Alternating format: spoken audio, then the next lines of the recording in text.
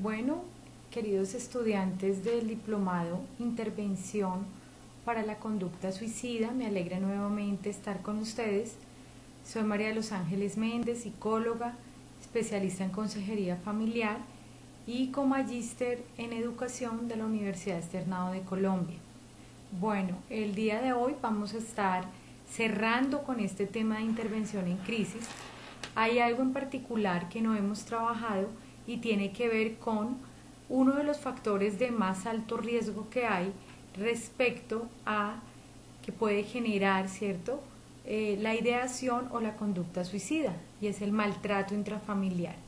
Entonces, como primer punto, vamos a estar desarrollando, vamos a hacer una revisión de la propuesta que yo les envié a ustedes en el artículo, que se titula Intervención educativa sobre violencia intrafamiliar y maltrato infantil.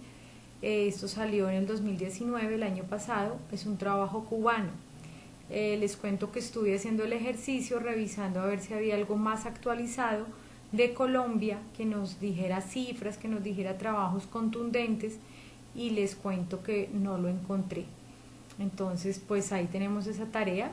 Yo creo que debe existir un documento que integre y que nos dé, pues aparte de lo de medicina legal, ¿cierto?, que nos da un reporte médico clínico de las lesiones y los índices que ustedes se han dado cuenta que justo en este momento que estamos viviendo han aumentado. Entonces, por eso considero relevante trabajar este tema y brindarles y darles a conocer los diferentes instrumentos, elementos y rutas de atención que existen en Colombia, además del marco legal. Entonces espero que puedan aprovecharlo, este tiempo, y que sea pues de mucho provecho para ustedes. Entonces, en primer lugar, vamos a revisar este artículo desarrollado en Cuba. En segundo lugar, les estaré haciendo de manera a grosso modo un panorama de la legislación familiar en Colombia. Y en tercer lugar, ya vamos a ver cuál es la ruta de atención en casos de violencia intrafamiliar para cualquier miembro de la familia. ¿Listo? Y pues vamos a finalizar haciendo como la aplicación con un caso muy concreto, porque pues la idea de todo esto, como siempre les he manifestado, no es solamente alcanzar un conocimiento académico, sino también tener esa certeza de cómo debo operar si se presenta esta situación. Entonces, una vez más, les doy la bienvenida y vamos a dar inicio. Entonces,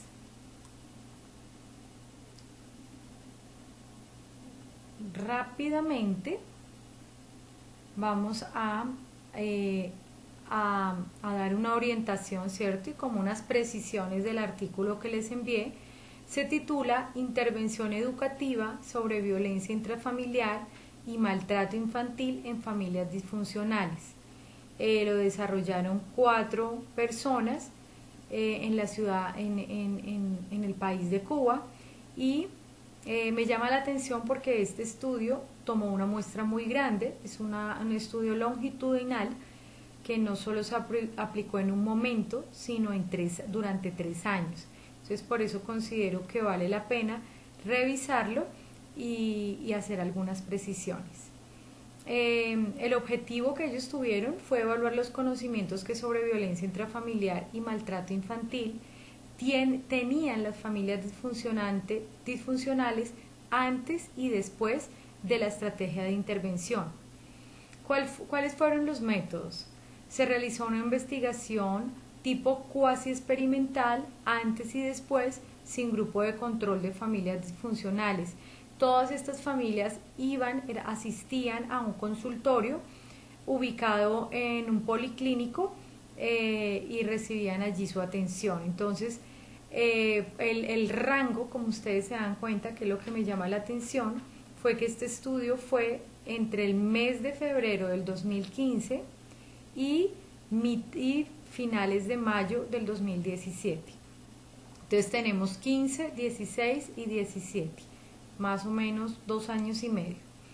El universo de estudios estuvo conformado por 245 familias y la muestra fue de 178 familias disfuncionales. Entonces, des en cuenta, fue una muestra bastante grande y como les digo, aunque allí no dice longitudinal, una investigación longitudinal quiere decir que es una investigación en el tiempo. Entonces, aquí no fue solo en un momento, sino en el tiempo, ¿cierto? ¿Qué pasó en el 2015, 2016 y 2017? Algunos resultados que encontraron. Antes de la intervención, los resultados encontrados evidenciaron que la ingesta de alcohol fue la condición primordial por la cual se daba la violencia. La persona que más maltratadora en este caso fue la mamá, ¿cierto? Y había una condición especial en los niños y niñas que eran víctimas de este tipo de maltrato infantil. Una que encontraron ellos eran niños hipercinéticos, o sea, que se movían mucho, o lo que ahorita algunas personas llaman hiperkinético. Recordemos que eso es un trastorno orgánico y que solo se puede diagnosticar después de los 7 años, aunque hayan conductas que el bebé o que ese niño tenga anteriores a los 7 años. Otros de los factores que notaron que tenían estos niños eran dificultades escolares, dificultades en el aprendizaje. Entonces esto hacía pues que se generara mucha más violencia.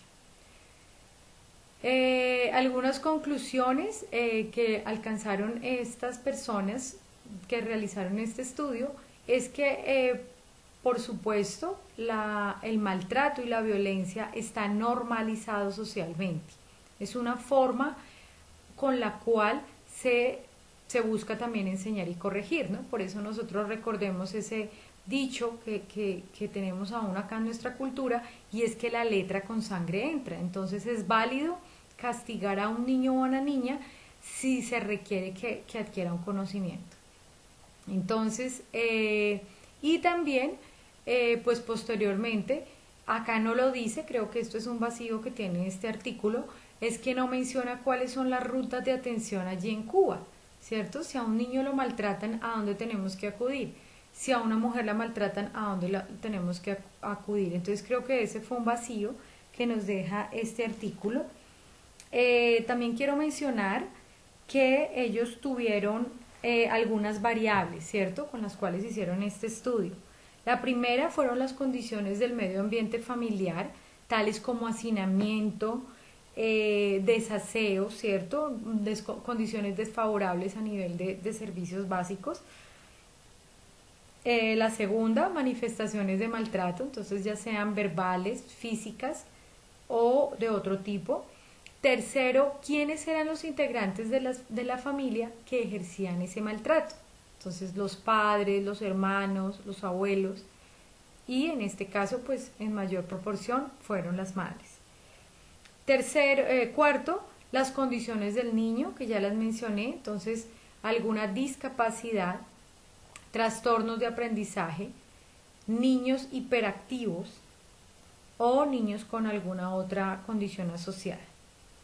La quinta, formas de maltrato infantil que reconocen, entonces no los gritos, las palmadas, los golpes. Las 3 etapas que en la cual desarrollaron esta investigación fue diagnóstico, luego intervención educativa y luego en tercer lugar la evaluación. Ellos utilizaron básicamente, las personas que participaron en el estudio lo hicieron de manera voluntaria, firmaron un consentimiento informado y además participaron de 8 sesiones, ya que las sesiones que ellos realizaron de la intervención educativa fueron grupales a manera de charlas y fueron únicamente 8 sesiones. Una cosa para finalizar este tema es que ellos se dieron cuenta que realmente el maltrato, ¿cierto?, y la violencia es un asunto privado. Todavía se cree que es un asunto privado, que nadie se tiene por qué meter porque eso es algo de mi casa, de que, como dicen también, la ropa sucia se lava en casa, entonces nadie tiene por qué intervenir en estos hechos de violencia. Bueno, muy bien, vamos para el segundo momento, que tiene que ver con darles a conocer la legislación familiar. Considero que todo profesional que esté inscrito o que tenga algo que ver con el área de la salud debe conocer, ya que la legislación familiar nos protege a nosotros como funcionarios y al mismo tiempo nos permite darle un buen direccionamiento a los casos que lleguemos a tener. Entonces, les ruego que me presten mucha atención y si hay alguna pregunta que surge en el transcurso de esta charla, por favor vaya tomando nota para que el sábado podamos profundizar. Bueno, Ley de leyes en Colombia, la Constitución Nacional. Quiero recordarles que el artículo 42 establece los elementos y los principios constitucionales que preservan y que cuidan la familia. Entonces, en primer lugar, ya sabemos que la familia es el núcleo fundamental de la sociedad, que la familia se constituye por vínculos naturales o jurídicos, por la libre decisión de un hombre o una mujer, que contraen matrimonio o que viven en unión libre. Quiero aquí hacer dos salvedades. La primera, vínculos naturales. Recordemos que si una mujer tiene todas las condiciones y el esposo, pues van a poder tener un hijo natural y de esta manera llevaríamos biológico. Pero a veces ocurre que no, alguno de los dos tiene una dificultad para concebir, entonces es allí donde se puede acudir a la figura de la adopción, ¿cierto? Recordemos que que acá en Colombia hay muchos niños adoptables. Ustedes se dan cuenta con este comercial que sale que los niños buscan su hogar y eso es uno de los protocolos que se hacen, es el último, ya se podría decir, es el último para que los niños y niñas entren en el proceso de adoptabilidad. Entonces, por eso dice allí que con vínculos jurídicos. ¿Jurídicos qué quiere decir? Que yo junto con mi esposo, decidimos adoptar a un niño o una niña y brindarle todas las condiciones para que él esté como requiere. Realmente dicen algunos que este proceso es muy lento, pero yo les quiero decir que depende. Lo que piden obviamente es que haya una estabilidad laboral de esta pareja. En segundo lugar, que pues tengan condiciones físicas y mentales, ¿cierto?, adecuadas. Se hace una evaluación psicológica y se hace un estudio también psicológico de esta pareja para saber si está en condiciones, cómo son sus relaciones, si hay estabilidad, ¿cierto? Y pues si tienen familia extensa, cómo sería la vinculación. Usualmente es un proceso que puede durar de 1 a 1 año y medio. Esto en casos que, digamos, yo soy la tía y quiero adoptar a mi sobrina, o yo soy la abuela y quiero adoptar a mi nieto o a mi nieta. Entonces regularmente dura de 1 año a 1 año y medio cuando hay una afinidad familiar. En otros casos puede tardar hasta 2 años. Entonces recordemos, la familia se da por vínculos naturales o jurídicos. Y ahorita vamos a ampliar un poco, mucho más, un poco no, muchísimo más, gracias a la definición que nos da la Corte Constitucional. Bien, entonces el Estado y la sociedad garantizan su protección integral. ¿De quién? De la familia. La honra, la dignidad y la intimidad de la familia son inviolables. La igualdad de derechos y deberes de la pareja y el respeto recíproco entre sus integrantes son las características de las relaciones familiares. ¿Qué quiere decir eso? Que venimos de un modelo patriarcal, ¿cierto? Donde el hombre simplemente es el que trabaja y nosotros esperamos que traiga pues todas las provisiones al hogar, y démonos cuenta que ya el modelo y los modelos de familia han cambiado, con lo cual este modelo patriarcal tiene que venirse desmontando, ¿cierto? Hay unos roles que todos debemos asumir, como son el cuidado de los hijos, la limpieza de la casa, la cocina, ir de compras. Entonces, como soy hombre, entonces yo no puedo cocinar. Como soy mujer, yo no puedo ir a traer al mercado. Entonces, démonos cuenta cómo acá este artículo 42 habla de una igualdad de derechos, que es justamente una de las cosas que no se da y por eso se gesta la violencia intrafamiliar. También dice que hay una igualdad de derechos entre los hijos habidos en el matrimonio o fuera de él. Les cuento, ¿se acuerdan que antes, hace unos 70 años, pongámoslo así, entonces usted era un hijo natural, entonces era un hijo que no, que como había sido concebido fuera del matrimonio, usted no tenía el derecho ni siquiera de tener el apellido de su papá, ¿se acuerdan? Entonces eran esos hijos naturales que tenían el apellido de la mamá. ¿Qué dice la legislación actual? No, no, no, no, no. Todos los hijos con la esposa o con otras mujeres tienen el mismo derecho. Entonces, cuando no se tiene el apellido o este personaje no quiere reconocer de alguna manera a este hijo o hija que es de él, recordemos que ese proceso lo van a realizar con prueba de paternidad y lo van a solicitar al bienestar familiar. Entonces hay modos y hay formas de que ahora todos los hijos sean reconocidos y no solamente con el apellido, sino que posteriormente en la herencia y en los bienes que deje esta persona. Bien, continuamos. Hay una reglamentación legal de la progenitura responsable. Es una decisión libre, autónoma, que la pareja toma, cuántos hijos vamos a tener o no vamos a tener, cómo los vamos a educar católicos, musulmanes, ateos o de qué forma, ¿cierto? La ley regulará todas las formas de matrimonio, la edad de contraerlo, los deberes y derechos de cada uno, ¿cierto? Y también cuándo se puede romper esta vinculación. Aquí quiero recordarles que la ley ahora dice que la unión libre se da de manera formal y legal en el momento que él o ella se van a vivir juntos. Pero si él tiene 15, si ella tiene 15 y él 17, en ese mismo momento podemos hablar de una unión libre. Y recordemos que la unión libre, para los efectos legales, después de que hay una convivencia, pues tiene las mismas,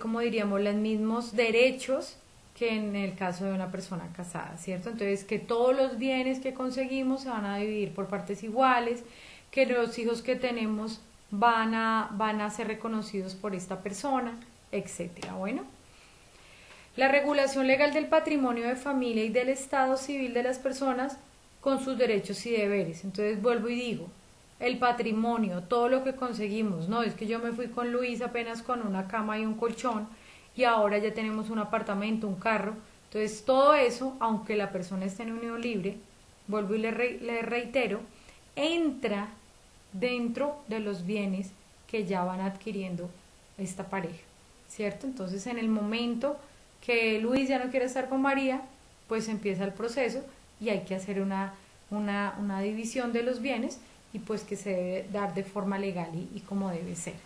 ¿Listo? Bueno, continuamos. Aquí les voy a abrir el panorama. Yo creo que la mayoría de ustedes no conoce lo que la Corte Constitucional nos dice.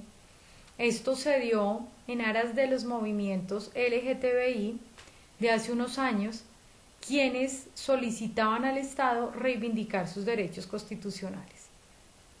Entonces fue así como la Corte tuvo que hacer esta salvedad a nivel institucional y a su vez recordemos que ya en Colombia las uniones entre el mismo sexo se dan pues van a una notaría y dicen, ¿cierto?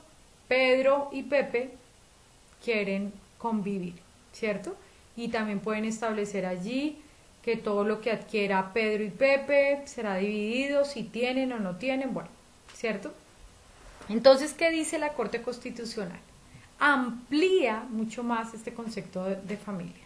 Entonces dice, las organizaciones sociales, la familia es una organización social construida históricamente, constituidas por personas, acá no rompemos ya este paradigma de hombre y mujer, dice por personas que se reconocen y son reconocidas en la diversidad de sus estructuras, arreglos, formas, relaciones, roles y subjetividades. Escúchenme, están conformadas por grupos de 2 o más personas de diferente o del mismo sexo, con hijos o sin ellos, unidas por una relación de, miren la relación que se amplía, parentesco, consanguinidad, afinidad, adopción o por afecto. Entonces, aquí les voy a explicar un poquito para que esto no quede como, wow, ¿qué es todo esto? Entonces recordemos que hay nuevas formas de familia, ¿cierto? Familias del mismo sexo, 2 hombres, 2 mujeres, o a veces son 3 hombres, 3 mujeres, y bueno, una variedad. Dice, se unen por consanguinidad, ¿cierto? Afinidad, no, es que a mí me gusta, yo me siento muy cómoda viviendo con fulana de tal o lo que sea. Dice por adopción o por afecto. Entonces yo tengo un interés afectivo y obviamente sexual en compartir con cierta persona, ¿cierto? Y miren ustedes, se establecen vínculos de apoyo emocional, económico, de cuidado y de afecto, y se comparte domicilio.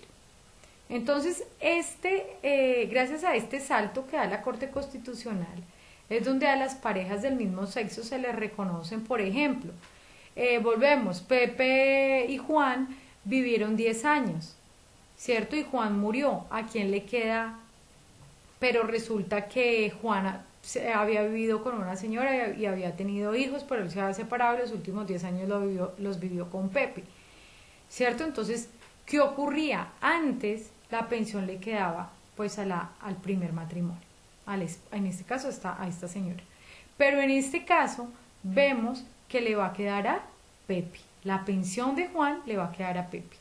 Y algo adicional, ellos al formalizar su relación y aún más, así no vayan a una notaría a decir Pepe y Juan se unen, ¿cierto? Sino convivan de manera informal, ¿cierto? O la famosa unión libre. Juan puede incluir a Pepe dentro del servicio de salud, ¿cierto? En su empresa. Y dice que es mi pareja y él también va a recibir el servicio médico. Entonces, esto era en parte lo que solicitaban y lo que requerían estas parejas del mismo sexo, que se reconocieran sus derechos en todos los ámbitos. Entonces lo vemos en el ámbito de la salud, en el ámbito de las pensiones y pues ya a nivel de que también se quita el estereotipo y el paradigma de que solo hombre y mujer, ¿cierto? Se pueden constituir así las familias. Bien, voy a contarles un poquito de las leyes internacionales, porque esto se da en todo un marco de las leyes universales que luego, posteriormente, se adoptan a nivel Colombia. Entonces está la Declaración Universal de los Derechos Humanos. Su artículo 25 nos dice que toda persona tiene derecho a un nivel de vida adecuado para sí y su familia, que se asegure la salud, el bienestar y la alimentación.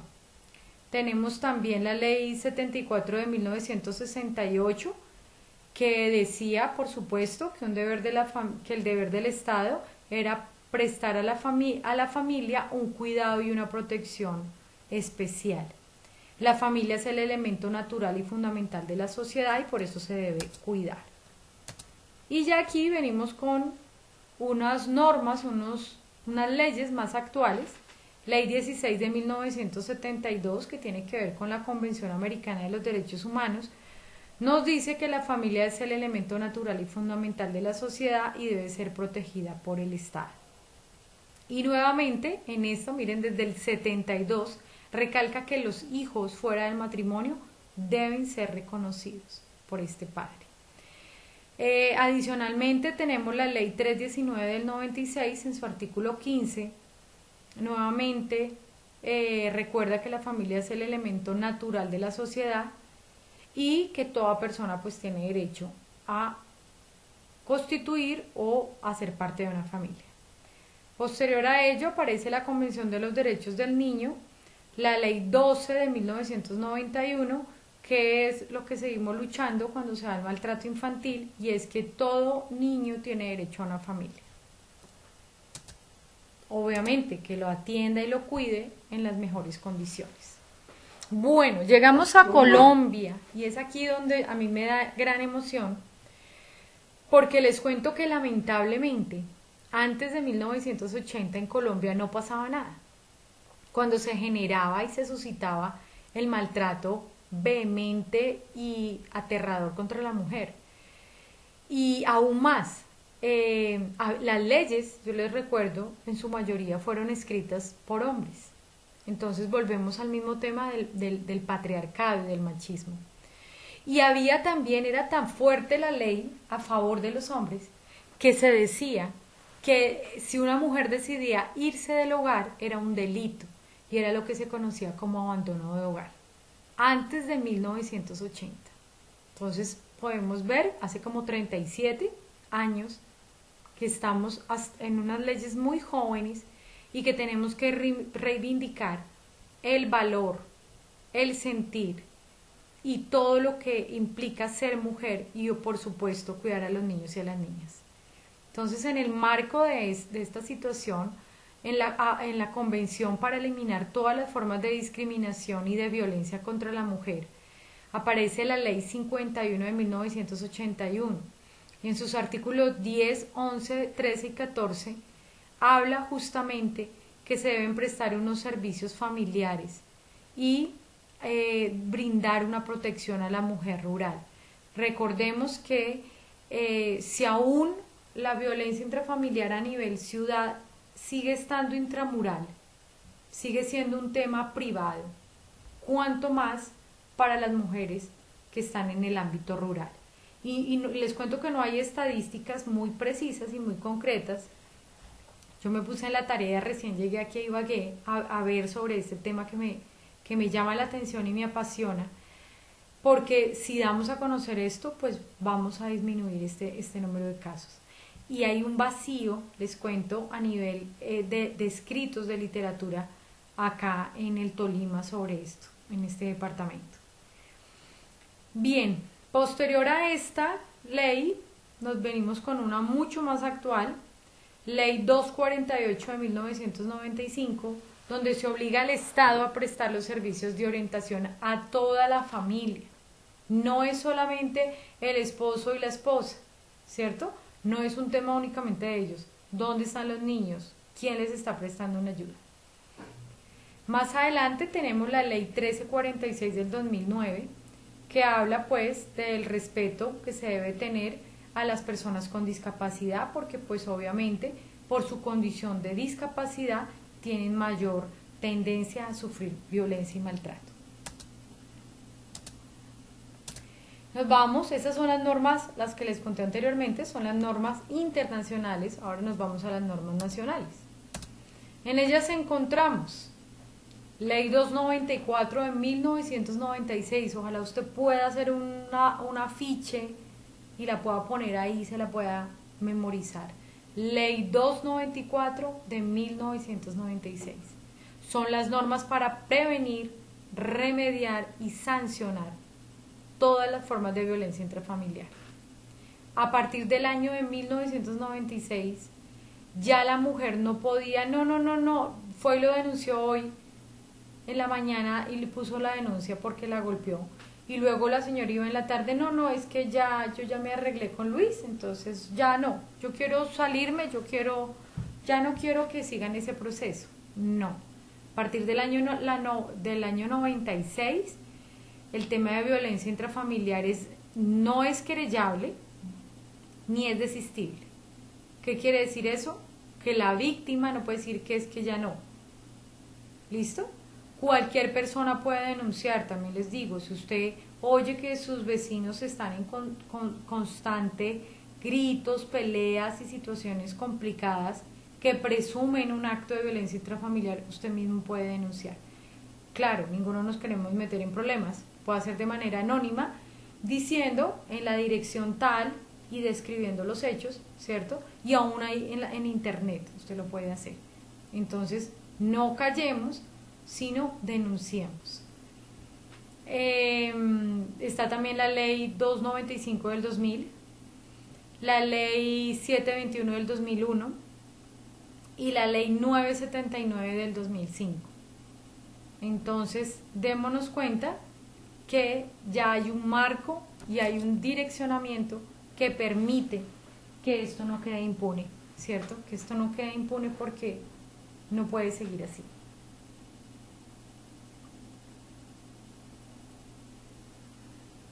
¿Cuáles o quiénes son las instituciones que deben atender esta situación?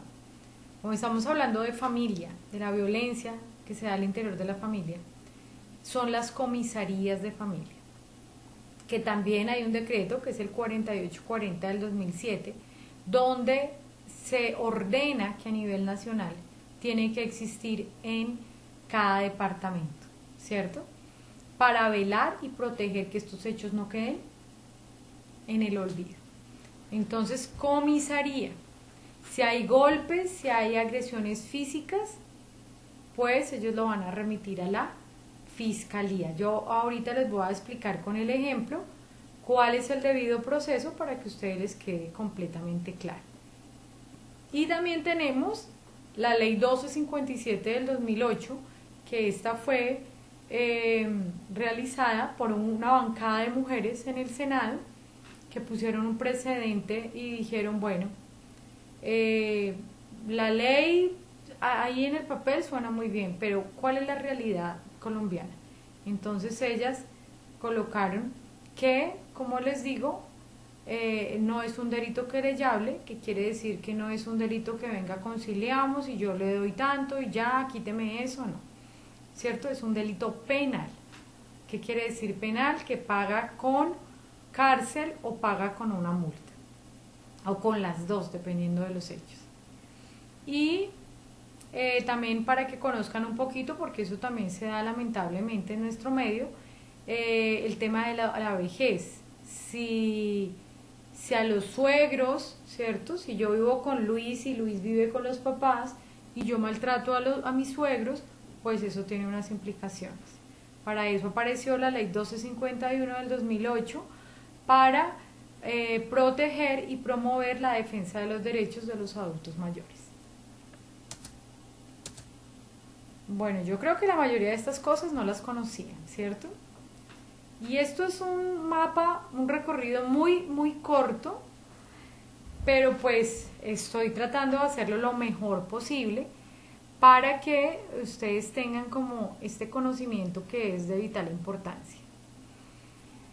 Bien, después aparece el Código de Infancia y Adolescencia, ¿se acuerdan? El que les mencioné en clase, la ley 1098 del 2006, que antes era el Código del Menor. Y el gran salto que da este código, esta ley, al anterior código, es que en esta ley 1098 del 2006 se reconoce a los niños y a las niñas y a los adolescentes como sujeto de derecho. ¿Cómo eran conocidos antes? Como objeto. Este niño, esta niña no puede hablar, sino ¿dónde está el representante? ¿Dónde está? ¿Cierto? No, en este momento cualquier niño o niña aún puede ir a un CAE o a una institución y puede decir, mi mamá, mi papá me está pegando, me está insultando, mire los golpes, y se va a recibir la denuncia. Bueno, y la otra que quiero que ustedes conozcan muy bien es la ley 1413 del 2011, que es la muy famosa, conocida como la ley del cuidado. ¿Qué quiere decir eso? La economía del cuidado. Esta ley nos habla de que antes también el trabajo que realizaba una mujer dentro de su hogar era invisibilizado, ¿cierto? Entonces, ¿usted qué hace? Nada, yo estoy en la casa. Pero ¿usted en la casa qué hace? Cuénteme, señora María. Lava, cocina, barre, trapea. Entonces, cuando sale esta ley, en el 2011 dice, un momento, si le vamos a pagar a una persona porque haga este trabajo, ¿cuánto costaría? ¿Cierto? Entonces es aquí donde se reconoce el trabajo doméstico, que la mujer también aporta, que todas esas horas que ella, desde que se levanta hasta la primera que se levanta y la última que se acuesta, tiene un valor monetario y ella también aporta.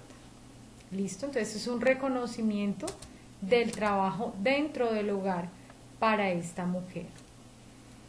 Algo que me parece muy importante, aparte de todo lo que he dicho, por supuesto, es el decreto 4799 del 2011, donde se les ordena a las entidades públicas, o sea, al hospital, a las EPS, que deben prestar una atención prioritaria a este grupo de víctimas de violencia intrafamiliar, ¿cierto? O sea, niños, niñas, ancianos o mujeres.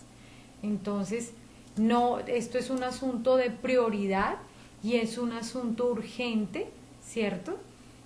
También está el decreto 2734 del 2011, que se les obliga, o sea, no es que, ay, no hay agenda, nada de eso. Una víctima de violencia intrafamiliar tiene derecho a, número 1, sesiones individuales de psicología, pero son el doble. Entonces, si para una persona regular son 10, para esta María van a ser 30, individual. Y también tiene derecho a sesiones grupales. ¿Cómo? Se las tiene que dar la EPS. Que no hay agenda, que no. Esto es un asunto de salud pública. Recordemos, esto es una bola de nieve, ¿cierto? Que lleva, que arrasa y todas las implicaciones que tiene, ¿cierto? En la vida, y aún puede llegar a una ideación o a un intento de suicidio a una persona que es víctima reiteradamente de estos malos tratos. Bueno, aquí vamos con esta segunda parte. ¿Cómo les parece? Espero que realmente esto sea muy enriquecedor para cada uno y puedan pues ponerlo en práctica, ¿no? Entonces vamos a ir con la tercera, y es con las diferenciaciones que hay entre comisaría y bienestar familiar. Yo espero que esto quede supremamente claro. Igual el día que nos vamos a ver el sábado, este próximo sábado, pues si hay algo que no quedó claro, pues con mucho gusto lo podemos conversar y revisar. ¿Listo? Entonces vamos a empezar. ¿Qué hace bienestar familiar? Atiende todo tipo de negligencia en menores de 18 años. Entonces, ¿qué es negligencia? No llevarlo al médico. Es un niño que requiere terapia de lenguaje, terapia física, yo no lo llevo al médico. O es un niño que tiene, ¿cierto? En su autocuidado, está lleno de piojos, se le están cayendo los dientes, lleva la ropa sucia, eso es negligencia. Negligencia, ¿qué es? La señora se va a trabajar todo el día y lo deja solo. Ningún niño ni ninguna niña puede quedar solo, ¿cierto? Entonces hay una variedad y una gama de negligencia. La señora se fue, los dejó encerrados y se fue el fin de semana. ¿Qué comieron los niños? ¿Cierto? Se hubiera podido provocar un incendio, hubiera podido pasar cualquier situación o los niños jugando o también en sus necesidades intentar salir de la casa.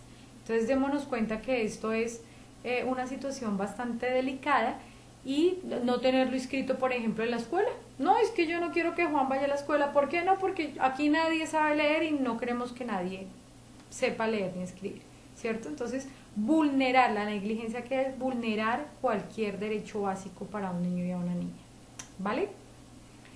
¿Qué atiende además bienestar familiar? Ya les había dicho, procesos de reconocimiento, ¿cierto? Que Luis reconozca que es el padre de mi hijo.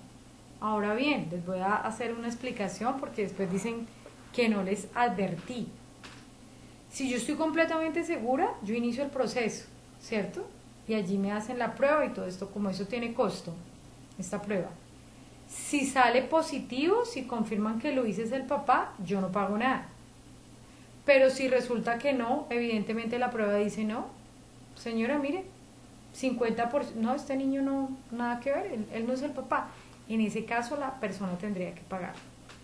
Y está más o menos alrededor entre 500 y 800 o casi 1.000.000 de pesos, más o menos. Entonces, cuidado con eso. Tercer proceso que atiende bienestar, adoptabilidad, ¿cierto? Tercero, restablece derechos de niños y niñas que los padres los han abandonado. definitivamente no. Viene la abuelita, viene la tía, dice, mire, yo no puedo cuidar más a Luis, yo trabajo, yo tengo 5 hijos, mi hermana se fue y me lo dejó aquí, pero yo no lo puedo atender. Entonces, esto también. ¿Listo? Responsabilidad penal adolescente. ¿Qué quiere decir esto? Toda situación que llegue a cometer, o cualquier delito, presunto delito que llegue a cometer un chico menor de 18 años, ¿quiénes son los responsables? Los padres. Si roba, si lleva droga, si se está prostituyendo, cualquier cosa por el estilo. Y hay una situación que se llama responsabilidad penal adolescente, y es que no se les aplica la misma condena que se le aplicaría a un adulto. Pero lamentablemente lo que ha ocurrido en Colombia es que son reincidentes. Entonces son niños y niñas que empezaron a la edad de 8 años y a los 15, ¿cierto? Ya tienen un récord de delito, y no solamente por robo, sino también por asesinato y por cantidad de cosas. Entonces es una situación del sistema, ya no sabe qué hacer con estos muchachos. Y finalmente, otro tema que atiende es el que tiene que ver con la ley 1620 del 2013, la que es del bullying o matoneo, pero también recuerden que tiene que ver con la convivencia escolar. Entonces, si a Juana María le rompió la nariz, María tiene 7 años y Juana tiene 10, ¿a dónde la tiene que llevar la mamá? Aparte que obviamente al hospital y lo demás, al bienestar familiar, para que Juana deje de golpear a María, porque probablemente no es la primera vez que lo hace. ¿Listo? Bien. Eso, todo lo que les mencioné anteriormente, es lo que atiende ¿quién? El bienestar familiar. Ahora vamos a ver qué atiende comisaría. Comisaría es familia, recuerden eso, familia. Entonces, ¿qué es familia para la ley? Si usted vive con su esposo y su suegra, son familia. Pero si su suegra vive en otra parte, no es familia, para la ley. Escúchenme. No, pero ¿cómo no? ¿No que ella es la abuelita? Sí, pero para la ley familia somos los que vivimos bajo el mismo techo. Bueno, entonces en este caso ella no sería familia.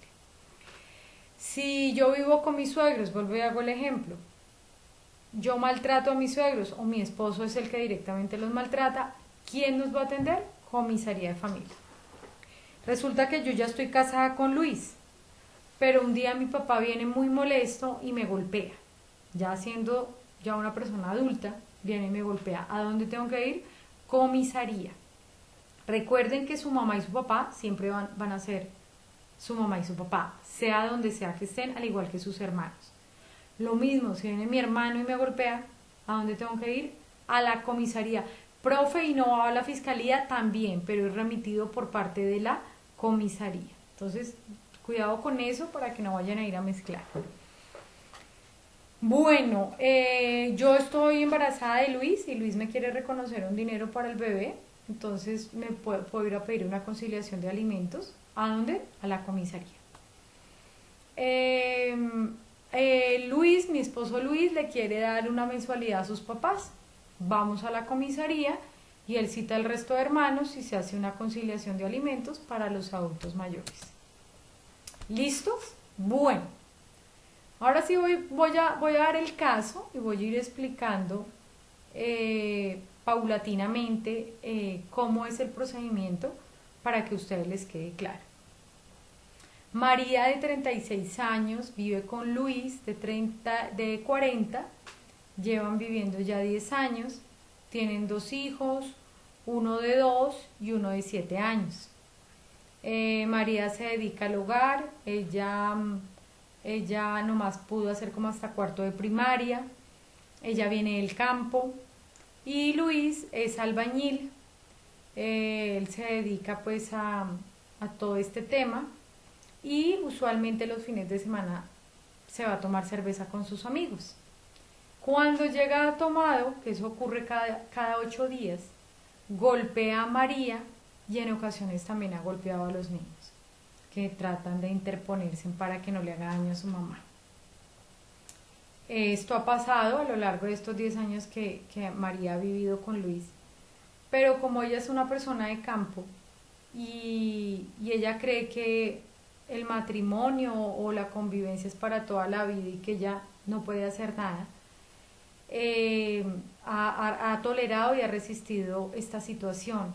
En una ocasión María perdió un diente por causa de este maltrato y la última vez, que es la cual nos está comentando en este momento, él la golpeó de una manera tan fuerte que le partió un brazo, ¿sí? Sin contar pues todos los moretones y heridas que ella tiene. De paso también al niño de 7 años lo golpeó contra la pared porque el niño trató de interponerse. Ese es el caso, ¿de acuerdo? Entonces, ¿qué es lo primero que le tenemos que decir a María? Debe asistir a una comisaría de familia. ¿Pero cuándo? Inmediatamente, de ser posible. Acá no existe esa modalidad porque estamos en Ibagué, pero les cuento que en Bogotá esta atención se da 24 horas, porque es que la violencia uno no puede decir es de 7 a 4 de la tarde. No, pues es que usted llegó a las 5, no, ya no lo puedo atender, ¿cierto? Lamentable aquí no ocurre así y cuando es un fin de semana con festivo, pues se complica más el asunto. Lo primero que le decimos a María, vaya a la comisaría. Si ocurrió un fin de semana, en lo posible trate de salir de su casa junto con sus hijos, obviamente, donde una vecina, donde una hermana, donde alguien que pueda resguardarse. No puede dejar pasar más de 30 días, es lo que la ley dice. Después de los 30 días, después de que pasan 30 días y ella va al 31 a decir que sí, que mire que le pegó y que no le van a recibir eso, porque son los términos de la ley. Entonces, antes de 30 días, por eso tenemos que recomendar y hacer un acompañamiento adecuado a estas víctimas para que esto no vaya a eclosionar en situaciones más dramáticas que no queremos, ¿ok? ¿Qué le tienen que dar a María allí en la comisaría? Le abren algo que se llama medida de protección. ¿Qué es una medida de protección? Es un documento legal, ¿cierto? Donde se toma la recepción de la denuncia que está haciendo María de los hechos ocurridos. Pero adicional a eso lleva algo que se conoce como noticia criminal, que es donde se le dice a María que tiene que ir a la fiscalía para que le haga una valoración, ¿cierto? Medicina legal le hace una valoración de todos los daños, de todas las afectaciones en su salud y le entregan un reporte, ¿cierto? Allí le dan una hoja diciendo pues cuáles fueron los daños que ella sufrió y adicional cuántos días de incapacidad. Entonces la mandan allí a medicina legal, además la mandan a la estación de policía pidiendo que cualquier momento que María llame vayan a atender el caso. En casos que son reiterativos se le puede pedir al agresor que se vaya de la casa y es una orden administrativa. ¿Qué quiere decir eso? Que Luis puede ser el dueño de la casa. La escritura puede estar a nombre de Luis, pero es que acá no estamos protegiendo patrimonio, estamos protegiendo la vida de María junto con sus 2 hijos. Entonces él se tiene que ir, ¿sí? Y aún va la policía y lo saca de la casa y no puede volver a entrar, hay que cambiar las guardas, etcétera. En Bogotá funciona algo que pues muchas veces María y estas Marías, estas mujeres que les pasa lamentablemente este suceso, no tienen a dónde ir, están en una ciudad desconocida, no tienen amigos, no tienen familiares, no tienen a dónde ir, por eso se sigue perpetuando la violencia. Entonces en Bogotá existe algo que se llama hogares, ¿cierto? Que son administrados por el departamento que protege a las mujeres y se llevan allí junto con sus hijos. Se les explica a las mujeres que en ese lugar van a recibir alimentación, vestuario, servicio médico, servicio psicológico, servicio legal por un abogado y además si los niños estaban estudiando pues se les va a dar una atención mientras ella dure allí en esta casa refugio se llama, es un lugar. ¿Cuánto tiempo? Depende del caso, ¿sí? Una mujer se le puede brindar esto y es lo que yo les explicaba ahorita, cómo se les pide a la EPS, ¿cierto? Que ellos deben brindar esa atención. Un ejemplo en el caso de María, que ella viene de un pueblo que no tiene amigos, que no tiene a dónde ir, la EPS tiene que brindar, ¿cierto? Una protección especial y tiene que dar el dinero para que esta mujer vaya a un hotel o vaya a otro lugar, pueda comer mientras se restablecen sus derechos y los de sus hijos.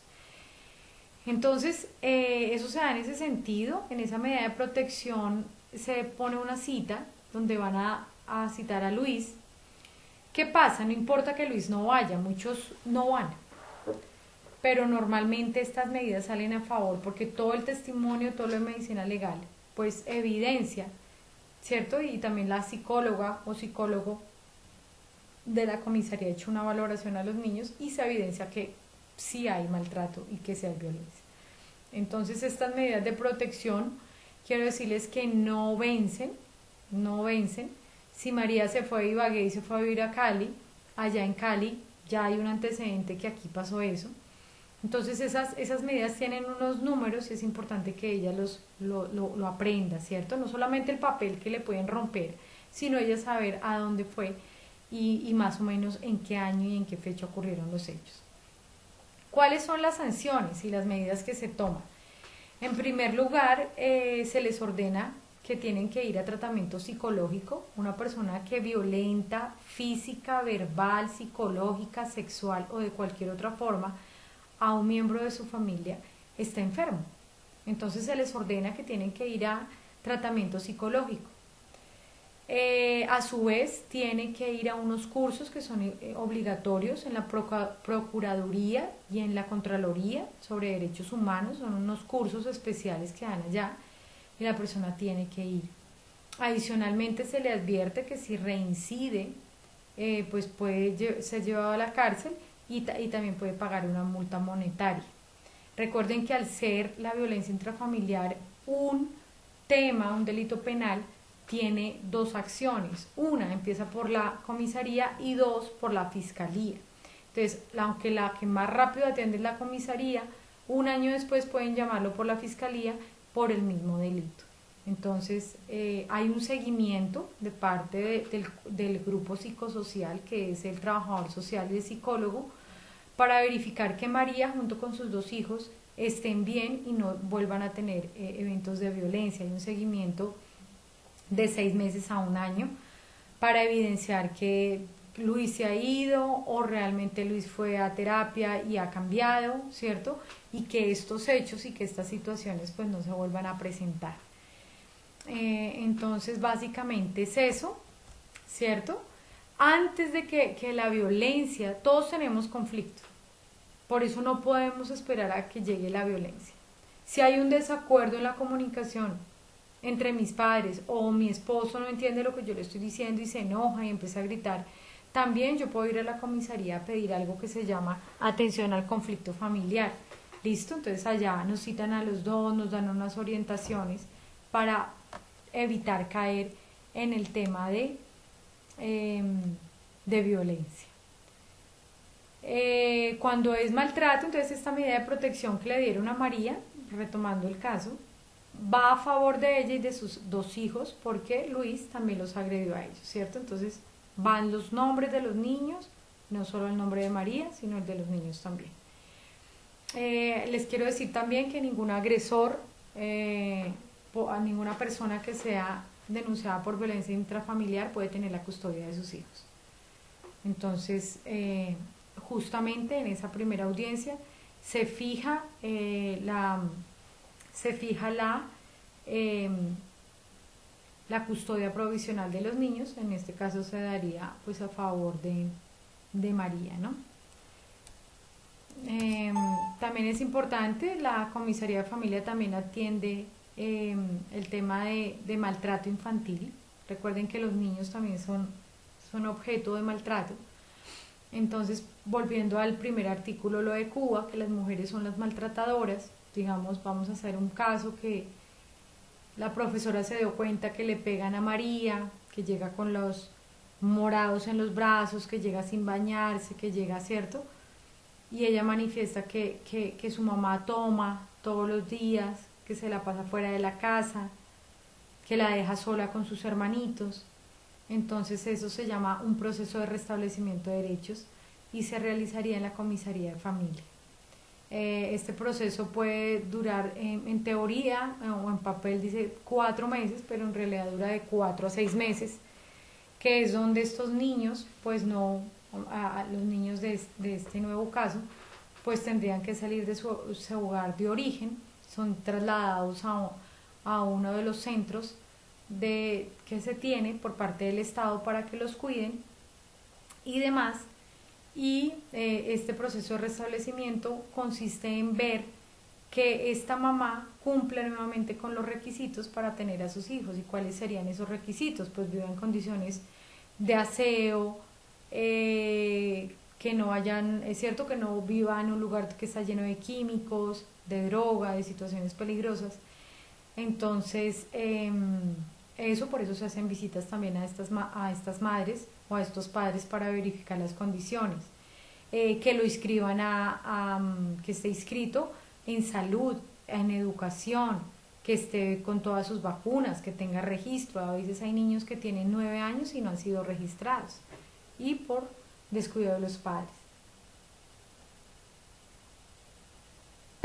Entonces todo esto lo atiende también la comisaría y pues se hace un acompañamiento, como les dije, a la familia, porque el niño no se entrega inmediatamente. Eso, por favor, quiero que sea claro, porque los niños nunca se entregan de manera inmediata.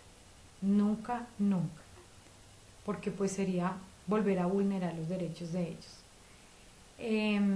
Quiero, por favor, que se den cuenta cómo este tema, que he tratado de trabajarlo de la manera más sencilla, tiene que ver justamente con uno de los factores de mayor riesgo que existen tanto para los niños, niñas, adolescentes y adultos que convivan en una familia disfuncional y con problemas de violencia intrafamiliar. Y yo no sé si ustedes han dado cuenta, por causa de la pandemia, los números y las cifras han crecido enormemente en ciudades como Bogotá, y obviamente acá no han visibilizado este asunto, pero lamentablemente, claro, ha acrecentado este flagelo, ya que pues las personas, las mujeres están allí con sus esposos de manera permanente, ¿cierto? Es muy diferente que esta persona se vaya todo el día y que regrese en la noche, a estar permanentemente, estar con 2 o 3 hijos que lloran, que no pueden salir a la calle, que hay que ayudarles con las tareas, o tal vez pensemos que este señor también se haya quedado sin empleo. Entonces hay una serie de factores que son detonantes para que se dé la violencia y el maltrato. Yo quiero invitarlas, que seamos personas que llevemos esta bandera de no a la violencia, que podamos ilustrar, que podamos acompañar a las víctimas, que podamos dar a conocer que tenemos derecho, de que no es una opción, de que no es, no, que, ay no, que todos se van a enterar, que qué vergüenza, que qué dirán de mí. Todos estos mitos sociales, ¿cierto?, que hacen que esta situación se siga perpetuando. Y una de las formas también que es quitar el machismo o mitigarlo, si pudiese más bien decirlo, porque les cuento también que una de las que mayor promociona o promueve el machismo es la mujer, lamentablemente. Entonces tengamos en cuenta esos dichos que dicen que el hombre en la cocina huele ¿a qué? De gallina. Los hombres en la cocina huelen a de gallina, ¿cierto? Que si el hombre ayuda con cosas que tienen que ver con ayudar a bañar a su hijo, ayudarlo a vestir, ya eso lo convierte, ¿cierto? Son actuaciones femeninas. Esa figura del hombre, ¿cierto?, que nunca llora, que nunca expresa sus sentimientos, ha generado un gran impacto en nuestra sociedad, porque pues vemos justamente esto que les estoy contando, donde el hombre siempre tiene que imponerse a través de la fuerza. Y les cuento también, porque lo hay en la literatura, que la mujer cuando reacciona, o sea, cuando decide ya no me aguanto más esta situación, la mujer es contundente. La mujer cuando golpea o cuando se defiende, literalmente es a matar. Entonces por eso démonos cuenta que esto hace parte de la intervención que tenemos que hacer en este factor de riesgo tan alto que lo tenemos a nivel nacional, para no llegar al otro tema que hemos venido abordando en las anteriores conferencias. Entonces, hacerles la invitación a conocer en mi ciudad, en mi barrio, en donde me encuentro, aunque ahorita estamos en este estado, ¿cierto?, de cuarentena, cuáles son las comisarías que hay, ¿sí? Si yo vivo en el Espinal, ¿dónde quedan? Si yo vivo en Ibagué, ¿dónde quedan? ¿Cuál es el horario? ¿Cómo están haciendo ahorita la recepción de casos, que las están haciendo en este sentido, virtual? Pero ¿cómo voy a atender a una víctima? ¿Cómo voy a hacer el acompañamiento a esta víctima junto con sus hijos? Entonces, esa es la labor que tenemos, esta es la gran tarea que tenemos como profesionales de la salud mental. Créanme que si ayudamos a promover, a crear lo que hicieron en esta propuesta de Cuba, hacer una intervención educativa que permita que haya realmente un impacto social en las escuelas. Ahorita podemos pensar, ya no vamos a poder tener a las personas cautivas, no vamos a poderles brindar una orientación respecto a este caso de manera más directa, pero bueno, ¿cómo podemos utilizar los medios de comunicación? ¿Cómo podemos utilizar otras formas para que esto no ocurra? Entonces, hay unos videos, yo voy a solicitar enviárselos junto con este, que yo quiero que ustedes vean, que son el complemento del resto de esta conferencia. Uno se llama Cicatrices, que es de una película que hicieron en México y pues que trabaja toda esta problemática, y otra que tiene pues también que ver con lo que estamos conversando. De todas maneras les agradezco su tiempo, su disposición, y les ruego que cualquier inquietud la escriba, específicamente cuando estaba hablando de tal tema, o después cuando yo vi los videos, o listo, para que podamos conversar cuando nos veamos nuevamente. Entonces ha sido un gusto poder compartir con ustedes y espero verlos pronto este sábado. Que tengan un buen día. Hasta pronto.